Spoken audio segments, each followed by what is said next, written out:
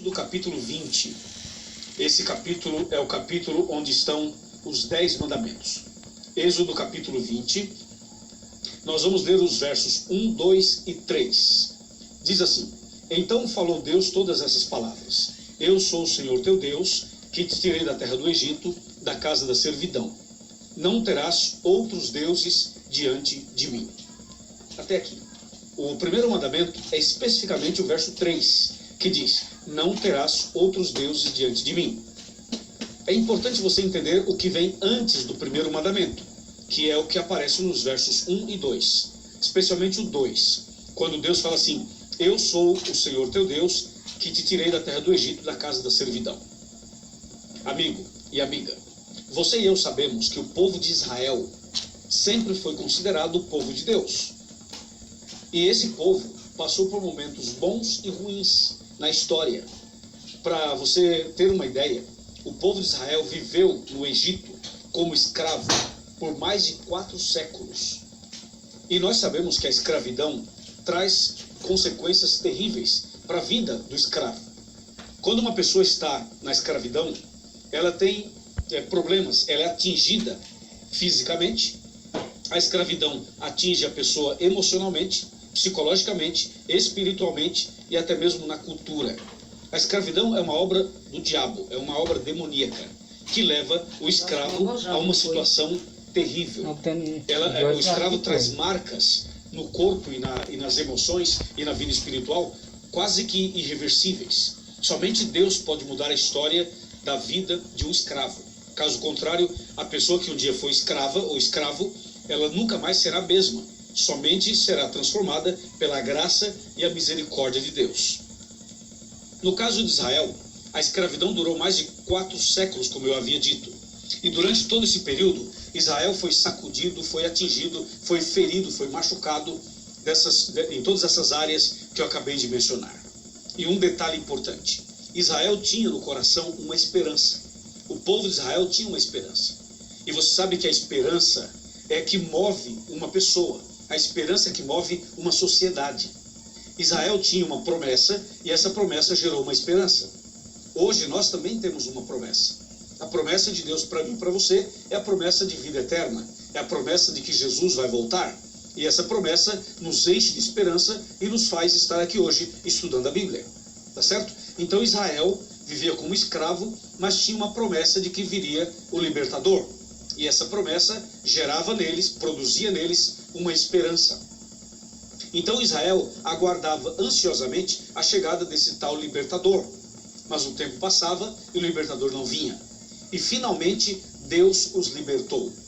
O instrumento que Deus usou foi Moisés e também Arão.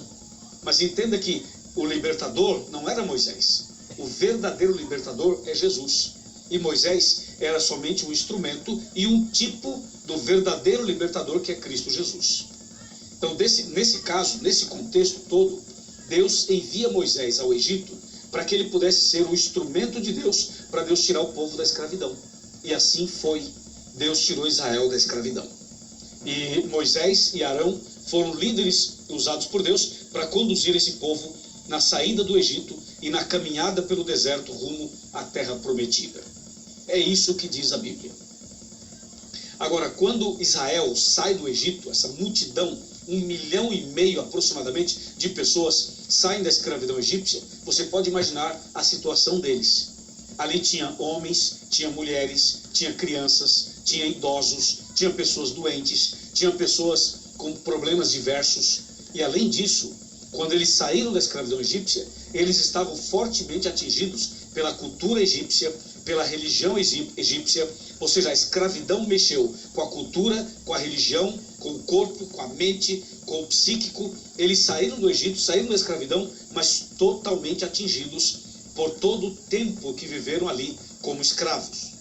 Agora, durante a caminhada no deserto, Deus começa um trabalho para ajustar, para corrigir, para curar, para restaurar, para reparar os pequenos e grandes problemas que a escravidão trouxe para eles.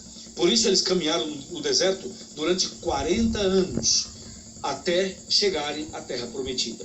E durante esses 40 anos, muita coisa aconteceu. Deus fez coisas lindas, milagres durante a caminhada deles. E Deus estava mostrando exatamente quem era Deus e o plano que tinha na vida daquelas pessoas. E entre tantas coisas que Deus fez durante o deserto, uma delas, talvez uma das mais importantes, eu diria talvez a mais importante, foi quando no Monte Sinai, Deus desce, Deus aparece na montanha, chama Moisés e Deus escreve os 10 mandamentos. Quando Deus escreveu os 10 mandamentos no Monte Sinai, Deus estava dando a Israel orientações claras, profundas, diretas e orientações que poderiam curar os problemas físicos, emocionais, espirituais e culturais. Problemas estes adquiridos durante a escravidão egípcia. Então Deus desce naquela montanha e agora escreve os 10 mandamentos. E quando Deus começa a escrever os 10 mandamentos, ele usa esse termo. Veja, Êxodo 20, verso 2. Diz assim: eu sou o Senhor teu Deus, que te tirei da terra do Egito, da casa da servidão. Então ele começa fazendo uma introdução para lembrá-los que ele era o Deus. Para mostrar o seguinte: eu sou o Deus de vocês, fui eu que tirei vocês da escravidão. Eu tirei vocês do Egito. Agora prestem atenção nas minhas orientações. E aí vem o primeiro mandamento, que é o verso 3. E diz: não terás outros deuses diante de mim. Por que Deus falou isso? Porque Israel, que era o povo de Deus, viveu durante mais de 4 séculos num país pagão, onde tinha muitos deuses, e tem até hoje. Então as pessoas, o povo de Deus, viveu numa cultura, numa religião, onde os deuses eram comuns, onde as divindades eram comuns. E Deus agora começa a orientá-los e dizer o seguinte: eu quero que vocês entendam que vocês não podem, não devem ter outros deuses além de mim. É isso que diz o primeiro mandamento: não terás outros deuses diante de mim. Ou seja, eu sou o único Deus. E por que Deus fala assim? Uma vez eu estava conversando com uma pessoa e a pessoa disse: pastor, você não acha que é uma expressão egoísta Deus querer só para ele? E a resposta que eu dei para aquela pessoa, eu vou dar para você. Não é uma frase egoísta. Não é um mandamento egoísta. Jamais. Quando Deus diz: não terás outros deuses diante de mim, esse é um princípio, não apenas um princípio divino, é um princípio para a vida, é um princípio universal. Você sabe que nós não podemos servir a 2 senhores. Nós não podemos servir a 2 pessoas. Resumindo, você não pode estar em 2 lugares ao mesmo tempo. Eu não posso estar aqui no estúdio e ao mesmo tempo estar em outro lugar. Logo, eu não posso ter 2 mulheres. Você não pode ter 2 mulheres ou 2 homens. Bom, se você diz: não, mas eu quero ter. Ok, nesse sentido você é livre para ter. Só que tem um problema. Se você tiver 2 mulheres ou 2 maridos, você não será feliz. Porque é impossível ser feliz tentando agradar a 2 pessoas, a 2 maridos, a 2 esposas. Então Deus sabe que uma pessoa não pode ser feliz tendo outros deuses além dele. Esse é um princípio. E tem um segundo princípio: só existe um Deus verdadeiro. Os outros são falsos. Os deuses que existem no mundo, as divindades que existem no mundo, elas não são verdadeiras. Muitas delas são tipo monstros, cobra, vaca, entendeu? Tem animais, tem alguns deuses que têm 7 cabeças, tem 10 chifres, tem umas coisas estranhas.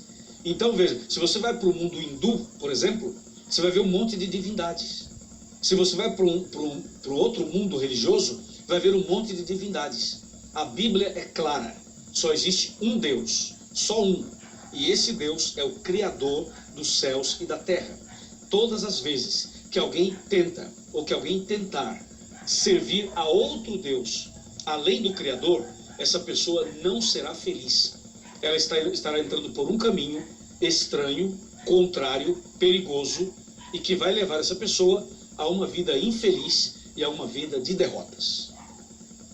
E como Deus, o Todo-Poderoso, é o único Deus, ama você e ama a mim, ele dá o primeiro mandamento.